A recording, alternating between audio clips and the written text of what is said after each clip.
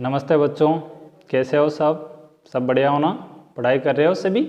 आज हम पढ़ेंगे चतुर्दशः पाठः 14वां पाठ आर्यभट्ट।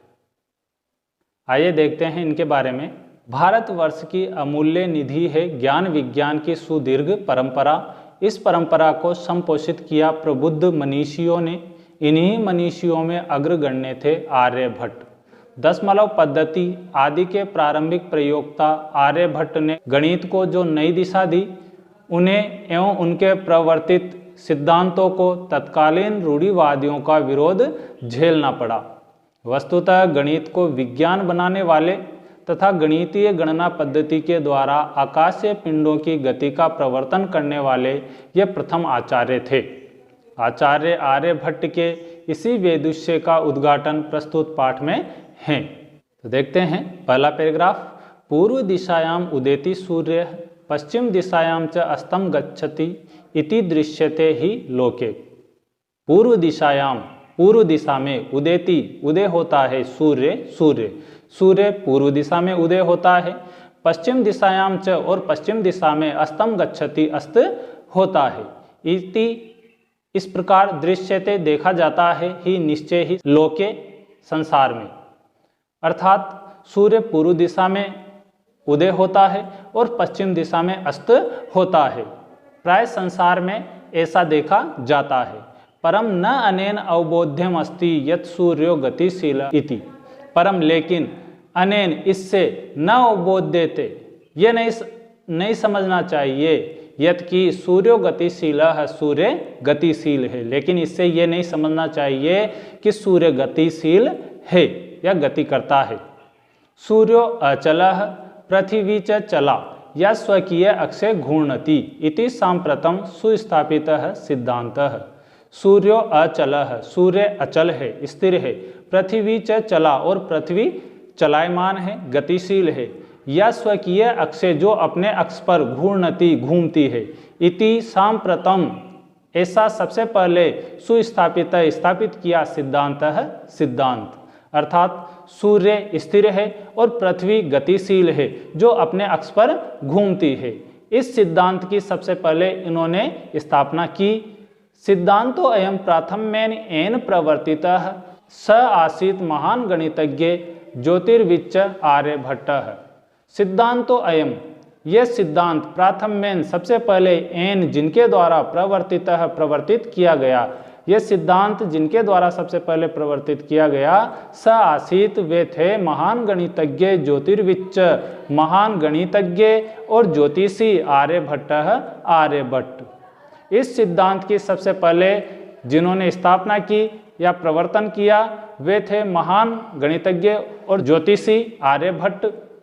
पृथ्वी स्थिरा वर्तते इति परंपरया प्रचलिता रूढ़ि तेन प्रत्यादिष्टा।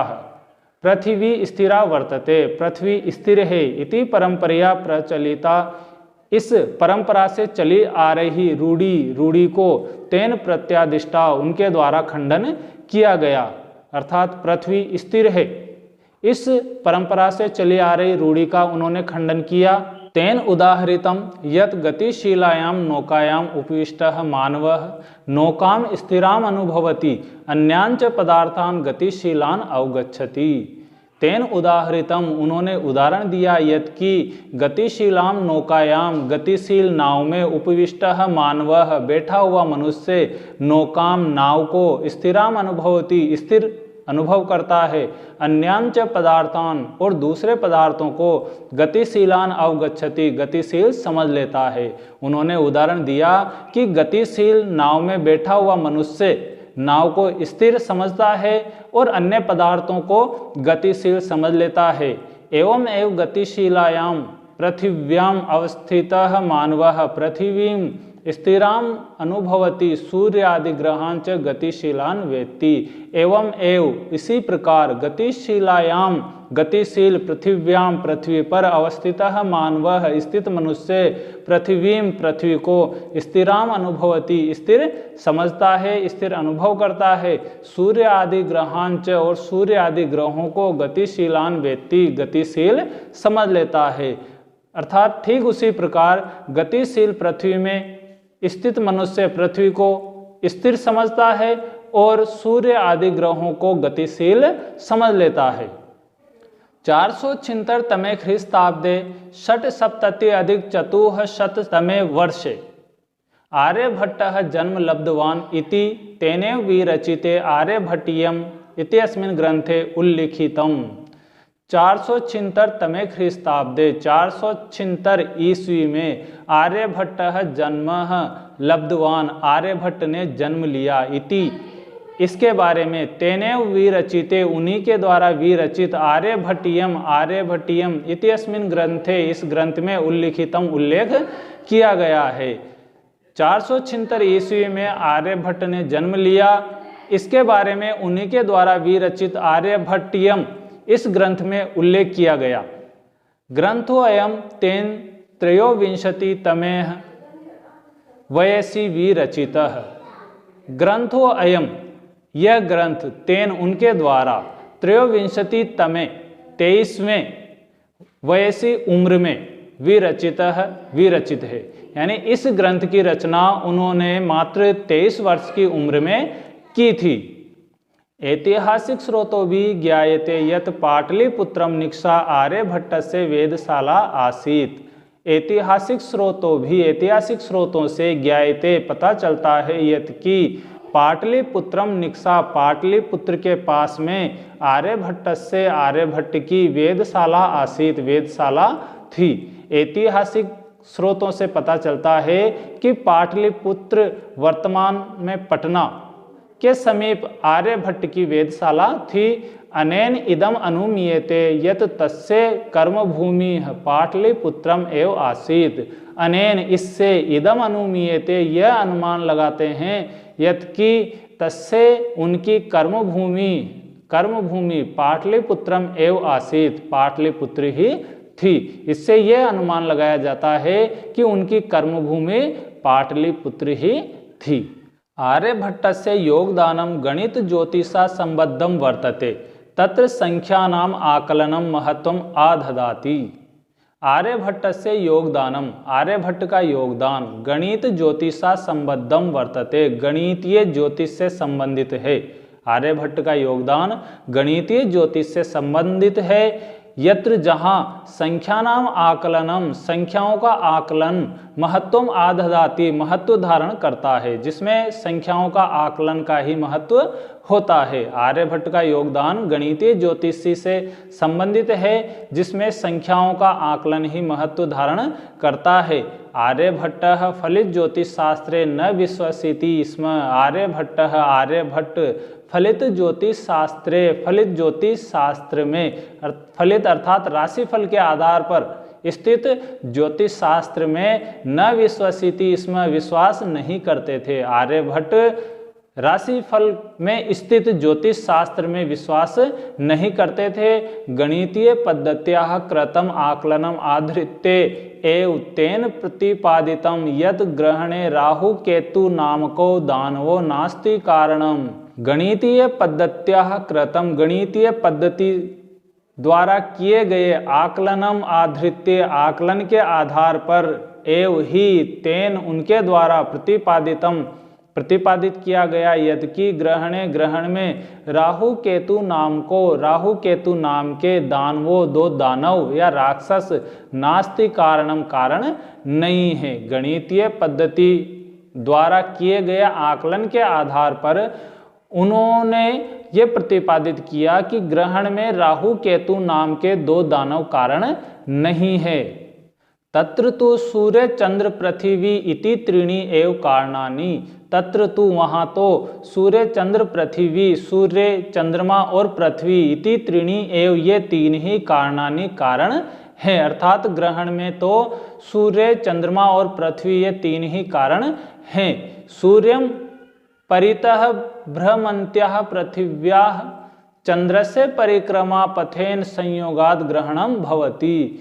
सूर्यम परितः, सूर्य के चारों ओर, भ्रमन्त्या पृथिव्या, घूमती हुई पृथ्वी की, चंद्रस्य परिक्रमा पथेन, चंद्रमा के परिक्रमा मार्ग में या मार्ग के द्वारा, संयोगात, संयोग से, ग्रहणम भवति, ग्रहण होता है। सूर्य के चारों ओर घूमती हुई पृथ्वी के चंद्रमा के परिक्रमा मार्ग में संयोग से ग्रहण होता है।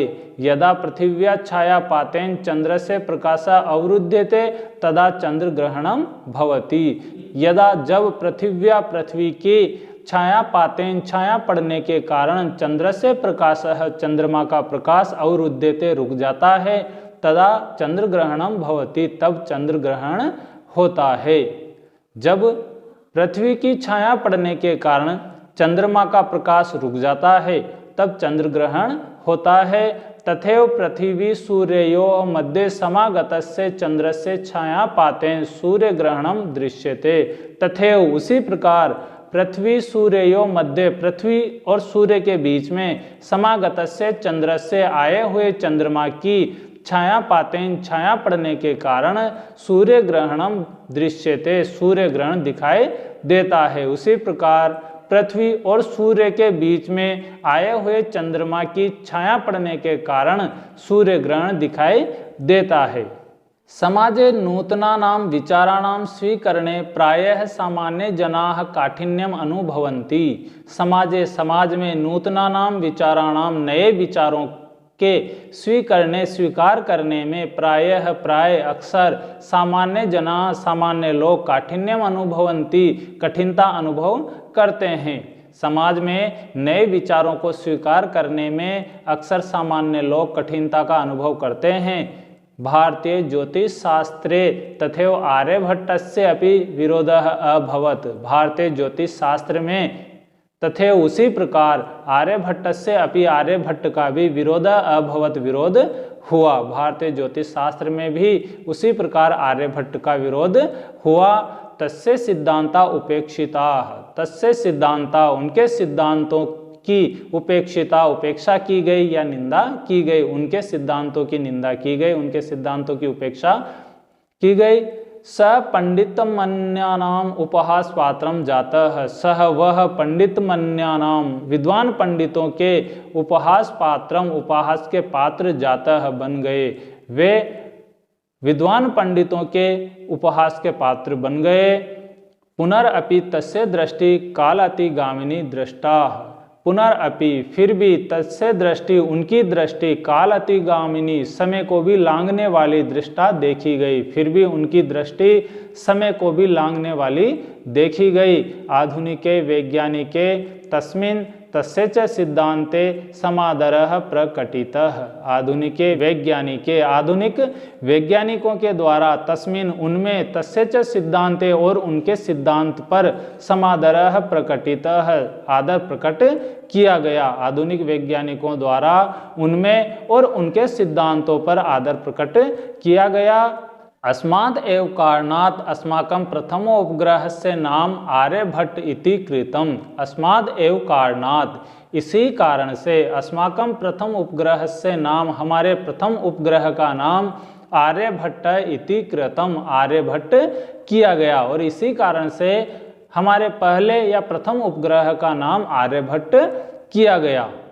वस्तुतः भारतीयायाः गणित परंपरायाः अथ च विज्ञान परंपरायाः असो एकः शिखर पुरुषः आसीत्। वस्तुतः भारतीयायाः गणित परंपरायाः भारतीय गणित परंपरा के अथ च और विज्ञान परंपरायाः और विज्ञान परंपरा के असो वे एकः एक शिखर पुरुषः आसीत् शिखर पुरुष थे। वस्तुतः भारतीय गणित परंपरा और विज्ञान परंपरा के वे एक शिखर पुरुष थे। तो ठीक है बच्चों, आशा है कि ये पाठ आपको अच्छे से समझ में आ गया होगा।